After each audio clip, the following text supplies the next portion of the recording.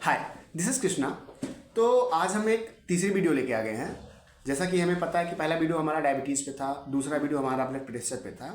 ऐसे ही हमारा तीसरा वीडियो एक बहुत ही कॉमन समस्या, आम समस्या, जिसे हम थायराइड की समस्या बोलते हैं, इस पे है।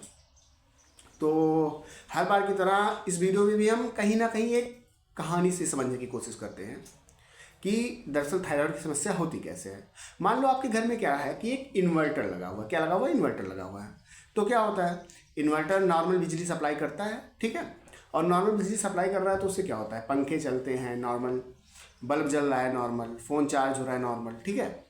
अब क्या होता है, ऐसे हमारी बॉडी है। हमारी बॉडी में यहाँ एक, ऐसा समझिए कि एक ग्लैंड जिसको बोलते हैं थायराइड ग्लैंड होता है, ठीक है। अब ये थायराइड ग्लैंड क्या करता है, कुछ हार्मोन निकालता है, ठीक है, जिसे थायराइड हार्मोन, अभी आप समझिए थायराइड हार्मोन बोलते हैं, थायराइड के हार्मोन। अब ये हार्मोन क्या करता है, हमारी बॉडी में बहुत सारे काम कराता है, जिससे कहीं ना कहीं ऊर्जा की उत्पत्ति होती है, ऊर्जा हमारे शरीर में बनता है, ठीक है। इतना ही समझिए आप अभी। तो ऐसे ही जैसे इन्वर्टर क्या करता था, ऊर्जा देता था घर के पंखे, बल्ब, इन सब चीज़ों के लिए, ऐसे हमारे बॉडी में थायराइड कहीं ना कहीं ऊर्जा बनवा रहा होता है हमारे बॉडी के बहुत सारे काम के लिए। तो नॉर्मल थायराइड के हार्मोन है, नॉर्मल बॉडी काम कर रही है। अब मान लीजिए जैसे आपके घर में इन्वर्टर क्या हुआ, पता नहीं क्यों, कोई कई कारण हो सकते हैं। जैसे मान लीजिए इन्वर्टर का आपने वोल्टेज बढ़वा दिया या और कुछ करवा दिया, या और गलती कुछ हो जाती है, तो क्या होगा कि इन्वर्टर बहुत ज़्यादा, मान लीजिए बिजली सप्लाई करने लगा। अगर आपके बॉडी में इन्वर्टर बहुत ज़्यादा, आपके घर में भी इन्वर्टर अगर बहुत ज़्यादा बिजली सप्लाई करने लगा, तो क्या होगा आपको बताइए। क्या पंखे बहुत तेज़ घूमने लगेंगे, बल्ब बहुत तेज़ जलने लगेगा, और भी जो घर के उपकरण हैं बहुत ज़्यादा उन पर लोड आने लगेगा।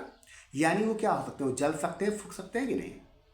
पंखे जल सकते हैं, बल्ब फ्यूज हो सकता है, या चार्जर आपका फ़ोन का जल सकता है, यही चीज़ें होंगी। ऐसे हमारी बॉडी में है। थायराइड के हार्मोन अगर बहुत ज़्यादा हो गए तो क्या होगा, हमारा जो बॉडी है वो क्या करेगा भाई, उसमें बहुत ज़्यादा ऊर्जा बनने लगेगी।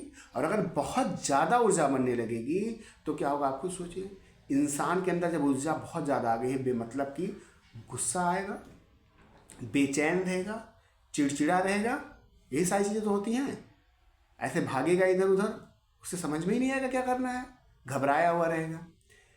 तो ये तो हो गया, मान लीजिए आपका थायराइड बढ़ गया, तो ये समस्या होगी।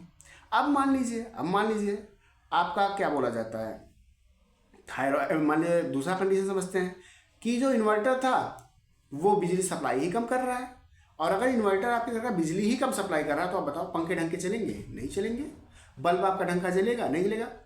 मोबाइल तो हो सकता है चार्ज हो जाए, मतलब, या ऐसा भी तो हो सकता है कि पंखे चले ही ना, बल्ब जले ही ना, अगर बहुत ज़्यादा कम हो गया। यानी कि अगर आपके शरीर में थायराइड के हार्मोन की मात्रा बहुत कम हो गई, ठीक है, तो क्या होगा कि आपका मन ही नहीं लगेगा काम करने में, आप पड़े रहोगे, बेचैन पड़े रहोगे, गुस्सा तो छोड़ो, आपको नॉर्मल बात करने का मन नहीं करेगा, मोटे हो जाओगे, बॉडी फूल जाएगी, पानी इकट्ठा हो जाएगा शरीर में, ये सारी समस्याएं आएंगी, ठीक है। तो ये जो कंडीशन, इसे बोलेंगे हम हाइपोथायरॉयडिज्म, यानी आपका थायराइड कम हो गया। अब पहचानेंगे कैसे, तो जैसा सिम्टम बताया, मान लीजिए बहुत ज़्यादा गुस्सा आ रहा है, चिड़चिड़ापन हो रहा है, बॉडी सूख रही है, नॉर्मल खाना खा रहे हैं, भूख भी ज़्यादा लग रही है, फिर भी आप मोटे नहीं हो रहे हैं। ऐसे कैसे पता चला थायराइड घट गया है? कम खा रहे हैं, खाने का मन भी नहीं कर रहा है, मोटे हुए आ रहे हैं, बॉडी में पानी लग रहा है, स्वेलिंग मतलब सूजन आ रही है, कुछ करने का मन नहीं करता है, जहाँ है वहीं पड़े रहने का मन करता है, थोड़ा चल दिए सांस फूल रहा है, ये सब समस्या। तो आप खुद से दवाइयाँ नहीं लेंगे, आप क्या करेंगे, आप डॉक्टर के पास जाएंगे। अब डॉक्टर क्या करेंगे, डॉक्टर आपके वाइटल यानी बीपी वगैरह लेंगे, फिर आपको, उनको वो सस्पेक्ट करेंगे, कहीं मतलब अनुमान लगाएंगे कहीं आपको थायराइड तो नहीं है।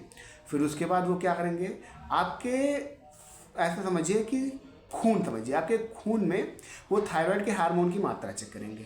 अगर वो नॉर्मल से बढ़ा हुआ होगा, मैंने आपकी स्क्रीन पे लगा दिया नॉर्मल रेंज कितना होता है, अगर वो नॉर्मल से बढ़ा हुआ होगा तो क्या होगा, आपको वो कहेंगे आपका हाइपर थायरॉयडिज्म हो गया। अगर नॉर्मल से कम होगा वो हार्मोन की मात्रा, कह देंगे हाइपोथायरॉयडिज्म है, और हालांकि आपको पता भी हो जाएगा वैसे भी, ठीक है। तो ये हो गया आपका होता क्यों है, कैसे होता है। अब हम लोग देख लेते हैं इसको, मतलब इसका इलाज क्या है, ठीक है। तो सबसे पहले मान लीजिए आपके शरीर में पहला कंडीशन जो था कि मान लीजिए आपके शरीर में थायराइड के हार्मोन की मात्रा क्या हो गई है, घट गई है। ठीक है, तो अगर थायराइड के हार्मोन की मात्रा घट गई है तो क्या करेंगे, थायराइड के हार्मोन की मात्रा बढ़ाएंगे।